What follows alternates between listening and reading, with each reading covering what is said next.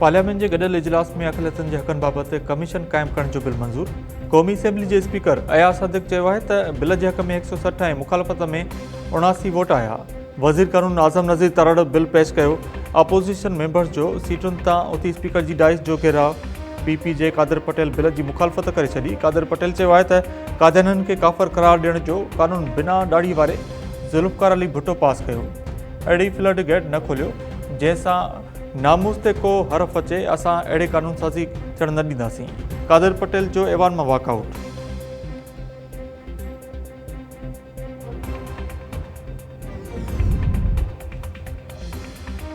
वज़ीर कानून आज़म नज़ीर तराड़ चयो आहे त अखिलतन जे हक़ जो बिल आहे, सियासत न कई वञे। हिन बिल सां क़ैदी नंबर 804 जो को बि वास्तो न आहे। 2014 में सुप्रीम कोर्ट चयो त अखिलतन लाइ हिकु कमीशन ठाहियो। कानून में वाज़े आहे त कादियानी गैर मुस्लिम आहिनि। मौलाना फज़ल रहमान जी महिरबानी जो हुन जे मेंबर्स बिल में तरमीमूं कयूं। हीउ बिल कानून क़ुरान ऐं सुन्नत जे नफ़े नथो करे। हिन बिल में 4 तरमीमूं शामिल कई वियूं आहिनि। हीउ बिल अखिलतन जे तहफ़ुज़ लाइ आहे, हिन ते सियासत न थियणु घुरिजे। Air chief marshal Zaheer Ahmed Babar Sidhu चयो आहे त ऑपरेशन बुनियान मरसूख़ में असां दुश्मन खे शिकस्त ॾिनी।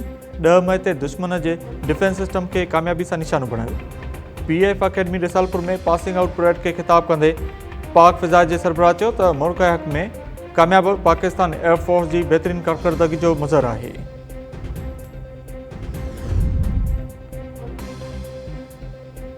जस्टिस मियां गुल हसन औरंगज़ेब सुप्रीम कोर्ट जो मुस्तक़िल जज मुक़रर। सिंध ऐं बलोचिस्तान हाई कोर्ट जा चीफ जस्टिस भी मुक़रर कया विया। चीफ जस्टिस ए आफरीदी जी सदारत हेठि जुडिशल कमीशन जो इजलास जस्टिस मियां गुल हसन औरंगज़ेब के सुप्रीम कोर्ट जो मुस्तक़िल जज बणाइण की मंज़ूरी ॾिनी वई। इजलास में chief justice Sindh justice Zafar Rajput ऐं बलोचिस्तान हाई कोर्ट जा जस्टिस कामरान मुला खलील जे नालनि जी मंज़ूरी ॾिनी वई।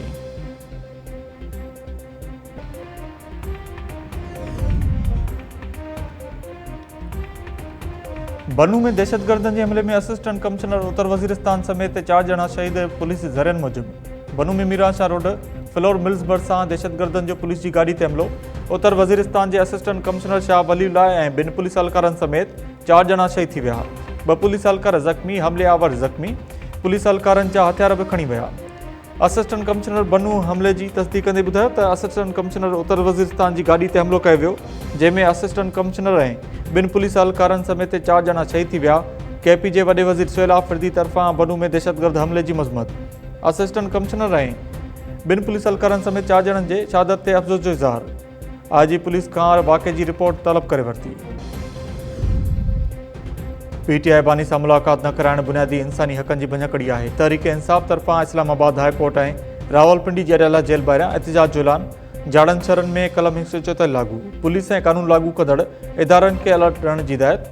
PTI गुण असद कैसर चयो आहे त सेनेट ऐं क़ौमी असेंबली जा अपोजिशन मेंबर पहिरीं इस्लामाबाद हाई कोर्ट ॿाहिरियां एहतिजाज कंदा, पोइ रैली जी सूरत में अदालत जेल वेंदा।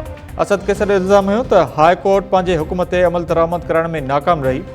जेल इंतज़ामिया बानी सां मुलाक़ात की इजाज़त ॾियण वारे अदालती हुकुम ते अमल दरामद कराइण लाइ तयारु न आहे। कराची में 3 सालनि जे ॿार जो खुलियल मेन होल में किरी फोथण वारे दिलि ॾुखाईंदड़ वाक़े ते अवाम जो गुस्सो बरक़रार। वाक़े ख़िलाफ़ इलाइक़े वासियुनि जो शाम 4 वॻे नीपा चुरंगी वटि एहतिजाज जो ऐलान। शहरनि जो चवणु आहे त कराची जा रोड रस्ता मौत जे कुएं में तब्दील थी चुका आहिनि। हुकुमरान जवाब ॾियण लाइ तयारु न आहिनि। 2 ॾींहं अॻु नीपा वटि हिकु डिपार्टमेंटल स्टोर आॾो 3 सालनि जो ॿारो इब्राहिम माउ पीउ जी अखियुनि आॾो खुलियल मेन होल में किरी पियो हो, जंहिंजो 15 कलाकनि बाद लाश हथायो हो। उबावड़े में अलायंस शुगर मिल बंदि कराइण ख़िलाफ़ आबादगारनि जो धरणो। सिंध ऐं पंजाब जे सवे आबादगारनि शुगर मिल साम्हूं धरणो हणी नेशनल हाईवे जे 2 पासनि खे बंदि करे छॾियो। ट्रैफ़िक मुअतल।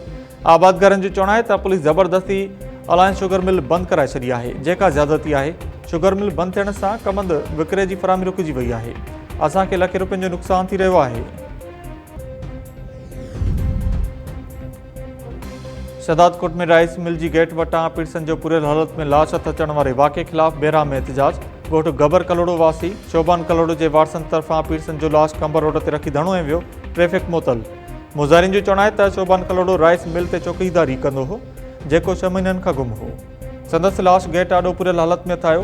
6 महीननि दौरान राइस मिल मालिक खां पीड़सन जो पुछा कंदा रहियासीं, पर कुझु बि न ॿुधायो वियो। राइस मिल मालिक खे गिरफ़्तार करे पुर जे खून सां इंसाफ़ कयो वञे। मुझो जमालो अली कादी सा मुझो टाइम न्यूज़ सा जमालो मुझो जमालो सिंध ने सा। एकता ॾियारो मंशात का पाक सिंध जे सिरे हेठि मल्हाइण जी तयारी ज़ोर शोर सां जारी। नंढनि तोड़े वॾनि शहरनि में 7 डिसंबर जो बेसब्री सां इंतज़ार। एकता मंच कचहरी कोठाणे जो सिलसिलो जारी। रानीपुर में टाइम न्यूज़ ऐं पंहिंजे अख़बार जे सर ते मंशात का पाक सिंध जे सिरे हेठि एकता मंच कचहरी मुनक़िद। एकता मंच कचहरी में अजरक ऐं टोपी तोड़े पटका पहिरियल शहरनि जी वॾे अंग में शिरकत। मशहूर रागी दिलदार ओठो क़ौमी गीत ॻाए माण्हुनि खे जुमाए छॾियो। शहदादकोट जे ॻोठ रबतो चांडियो में एकता मंच कचहरी कोठाई वई। वॾे अंग में माण्हुनि जी शिरकत, गीतनि ते जुमरियूं। एकता मंच कचहरी में हामिद चनो ऐं नवाब लांघा सुरनि जी वर्खा करे वाह वाह कराए छॾी। शहदादकोट वासियुनि तरफ़ां एकता ॾियारो मंशात का पाक सिंध जे सिरे हेठि मल्हाइण जे अज़म जो इज़हार।